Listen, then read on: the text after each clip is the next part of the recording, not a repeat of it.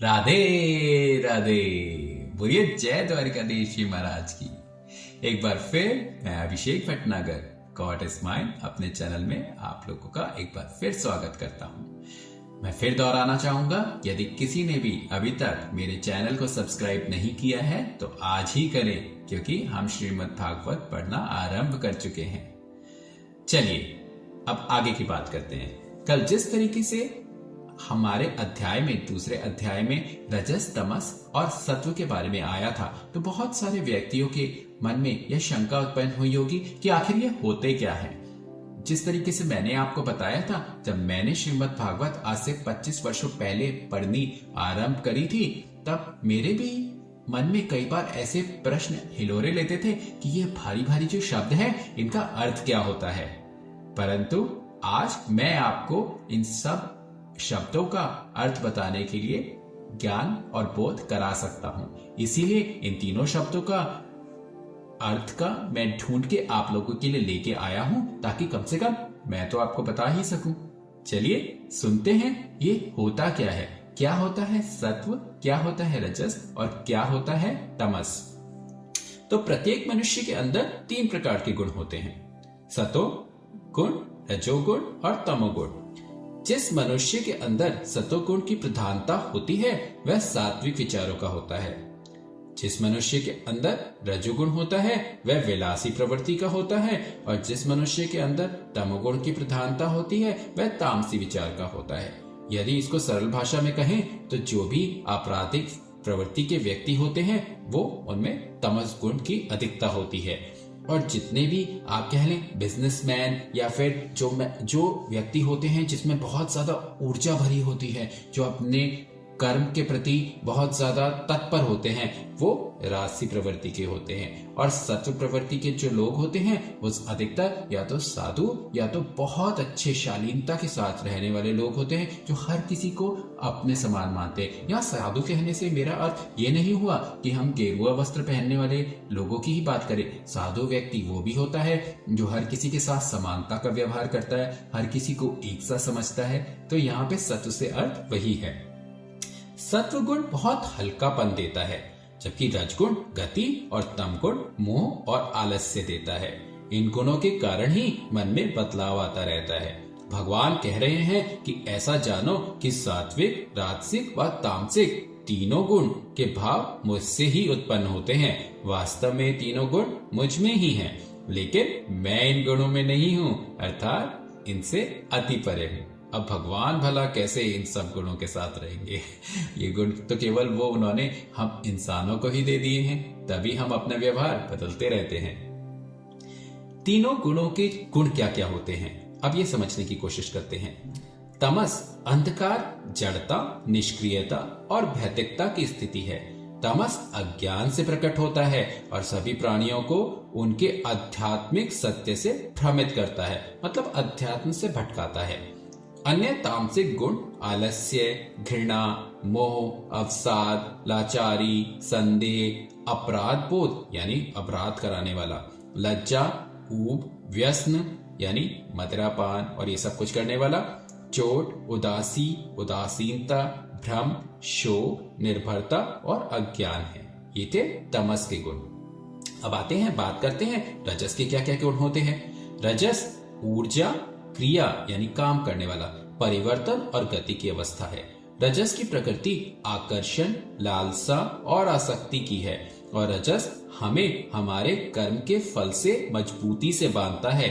अन्य राजसिक गुण होते हैं क्रोध, उत्साह, चिंता, भय, चिड़चिड़ापन, बेचैनी, तनाव, साहस, चिंतन, दृढ़ संकल्प और अराजकता। यानी अगर मैं सही मायनों में बोलूं तो जितने हम सारे लोग होते हैं जो दैनिक कार्य करते हैं, वो ज्यादातर जो है रजस क्रिया के ही अनुरूप ढले होते हैं। यानी हम लोगों में रजस ही बहुत ज्यादा होता है। अब बात करते हैं सत्व की। सत्व सद्भाव, संतुलन, आनंद और बुद्धिमत्ता की अवस्था है। सत्व वह गुण है कि जिसे योगी प्राप्त करते हैं, क्योंकि यह रजस और तम को कम करता है और इस प्रकार मुक्ति को संभव बनाता है।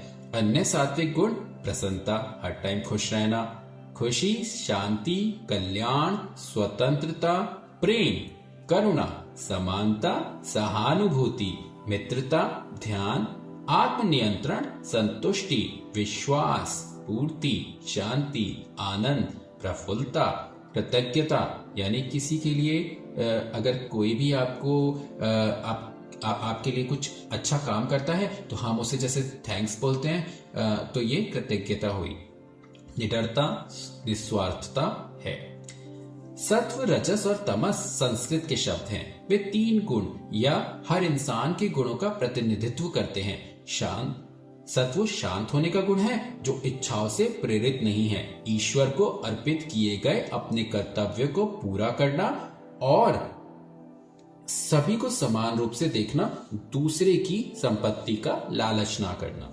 रजस प्रकट करने वाला गुण होता है, जो स्वयं के प्रयासों से एक छाप बनाने की इच्छा से प्रेरित है। दूसरों को छोड़ना, समाज को सुधारना और गलत होने पर दूसरों को खींचना। तमस गुप्त, मैला, आलसी और अनावश्यक रूप से आक्रामक, समय समय पर मूर्ख होने का गुण है। कोई ऐसा व्यक्ति हम नहीं खोज सकते जो शुद्ध सत्व गुण या रजस या तामस हो। हम तीनों का मिश्रण है। हम में से कुछ धीरे धीरे और अधिक व्यवस्थित हो जाते हैं, क्योंकि तमस व्यक्ति इससे उभरने में असमर्थ होते हैं। कुछ तमस से रजस तक और फिर अधिक रजस से सत्व तक उठने के लिए सतर्क और दृढ़ होंगे। कुछ को कुछ साल लग जाते हैं और कुछ को इस परिवर्तन को प्राप्त करने में पूरा जीवन ही लग जाता है। तो ये हमने आपको ज्ञान कराया है रजस, तमस और सत्व का। मैं सोचता हूँ कि हर किसी को अब समझ में आ गया होगा कि आखिर ये रजस, तमस और सत्व होता क्या है। यदि फिर भी आप लोगों को इस बारे में कुछ भी आशंका हो तो जरूर से मुझे कमेंट बॉक्स में लिख के बताएं। मैं कोशिश करूंगा यदि मैं और सरल रूप से इसको समझा सकूं, परंतु जहां तक मैं समझता हूं मैंने काफी सरल रूप से इसे समझाने की कोशिश करी है।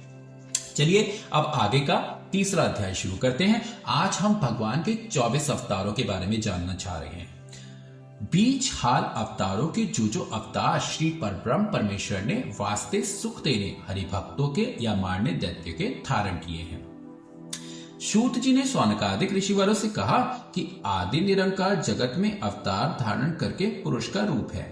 सबके पहले वही थे और वही मध्य में रहकर महाप्रलय होने के उपरांत भी स्थित रहेंगे।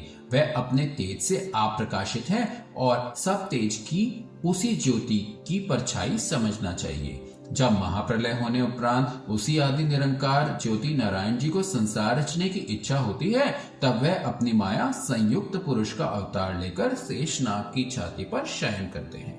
उन्हीं को विराट रूप कहा जाता है, जिनके 1000 शेर, 1000 नाक, 1000 कान, 1000 भुजा और 1000 चरण होते हैं। उनकी नाभि से कमल का फूल निकलता है और उस फूल से ब्रह्मा जी उत्पन्न होकर 14 लोक की रचना करते हैं। उन्हीं को सब अवतारों का हेतु समझना चाहिए। उस परब्रह्म परमेश्वर के अवतारों का हाल इस तरह पर है। पहला अवतार सनक, सनंदन, सनातन, सनत कुमार का धारण करके सदा 5 वर्ष की अवस्था ब्रह्मचारी रहे। आप लोगों ने जिन्होंने भी मेरी इस सीरीज को ध्यान से सुना है, तो शुरुआत के 4-5 अध्यायों में सनक, सनंदन, सनातन, सनत कुमार जी के बारे में काफी वर्णन हुआ था। तो ये भगवान का सबसे पहला अवतार थे, जो कि हमेशा ही 5 वर्ष की अवस्था से ब्रह्मचारी बने रहते हैं। तो अब शायद आप लोगों को समझ में आ गया होगा कि ये क्या है। दूसरा अवतार वराह जी का लेकर पाताल से पृथ्वी को लाए। तीसरा अवतार यज्ञ पुरुष का चतुर्भुजी धारण करके सब राजाओं को यज्ञ करने की राह बतलाकर कृतार्थ किया। चौथा हैग्रीव अवतार शरीर आदमी का और सिर घोड़े का धारण करके ब्रह्म को वेद पढ़ाया। 5वां अवतार नर नारायण का लेकर बद्री केदार से संसारी जीवों को तपस्या करने के वास्ते तप करते हैं। 6वां अवतार कपिल देव मुनि का धरकर सांख्य योग ज्ञान अपनी माता को उपदेश किया। 7वां अवतार दत्तात्रेय जी का अत्रि मुनि से हुआ, जिसने राजा अलर्क और प्रहलाद भक्त को वेदांत पढ़ाया। 8वां अवतार ऋषभ देव जी का चित्रवेदी नाम इंद्र की कन्या से प्रकट होकर जड़चर्या दिखलाया और उनके बेटे जयन देव ने सरावकियों का धर्म संसार में फैलाया। नवा अवतार राजा पृथु का वेणु के शरीर मथने से उत्पन्न हुआ, जिसने गौरूपी पृथ्वी धोकर सब औषधि व अन्नादिक जो उसने अपने भीतर छुपाया था बाहर निकाला। 10वां मत्स्य अवतार लेकर राजा सत्यव्रत को सप्त ऋषियों समेत नौकर पर बैठाल के ज्ञान उपदेश किया और उसे अपनी माया का कौतुक दिखलाया। 11वां कच्छप अवतार लेकर समुद्र मथने के समय मंदराचल पर्वत अपनी पीठ पर उठा लिया। 12वां अवतार धन्वंतरी का एक कलशा अमृत का हाथ में लिए समुद्र से बाहर निकले। 13वां अवतार मोहिनी मूर्ति का धरकर दैत्यों को अपनी सुंदरता पर मोहित किया और अमृत का कलशा उनसे लेकर वह सब अमृत देवताओं को पिलाया। 14वां अवतार नरसिंह जी का लेकर हिरण्यकशिपु दैत्य को मार के प्रहलाद अपने भक्त की रक्षा की। 15वां वामन अवतार धारण करके 3 पाक पृथ्वी राजा बलि से दान लेकर देवताओं को दी। मांगने से मनुष्य छोटा हो जाता है, इसी वास्ते परमेश्वर ने भी मांगते समय अपना स्वरूप छोटा बनाया था। 16वां अवतार हंस का लेकर सनत कुमार को ज्ञान उपदेश करके उनका गर्भ तोड़ा। 17वां अवतार नारद जी का लेकर पंचरात्र वेद बनाया, जिसमें सब वैष्णव धर्म लिखा है। 18वां अवतार हरि नाम लेकर गजेंद्र को ग्राह के मुख से छुड़ाया। 19वां अवतार परशुराम जी का लेकर 21 बार सब क्षत्रिय राजाओं को मारा और पृथ्वी उनसे छीनकर ब्राह्मणों को दान दी। 20वां रामचंद्र जी का अवतार धारण करके समुद्र का अभिमान तोड़कर रावण को मारा। 21वां वेद व्यास अवतार लेकर सब वेदों का भाग करके 18 पुराण और महाभारत बनाया। 22वां श्री कृष्ण अवतार धारण करके कंस और कालियवन और जरासंध आदि अधर्मी राजाओं को मारा और पृथ्वी का बोझ उतारने के वास्ते भवसागर पार उतरने कलयुग वासियों के जगत में लीला की। 23वां बौद्ध अवतार लेने का यह कारण है कि सब दैत्यों ने शुक्र अपने पुरोहित से पूछा कि देवता सदा इंद्रासन का राज्य करते हैं और कोई ऐसा उपाय बताओ जिसमें हमारा राज्य सर्वदा बना रहे। शुक्र जी ने कहा कि यज्ञ करने से देवताओं का राज्य रहता है, सो तुम लोग भी यज्ञ करो। जब दैत्यों ने शुक्राचार्य के उपदेश करने के वास्ते मिलने राज्य देवलोक के यज्ञ करना आरंभ किया, तब देवता घबराकर नारायण जी के पास गए। वह बहुत स्तुति करने के उपरांत हाथ जोड़कर बोले, हे वैकुंठनाथ, दैत्य लोग इसी तरह हमसे बलवान हैं।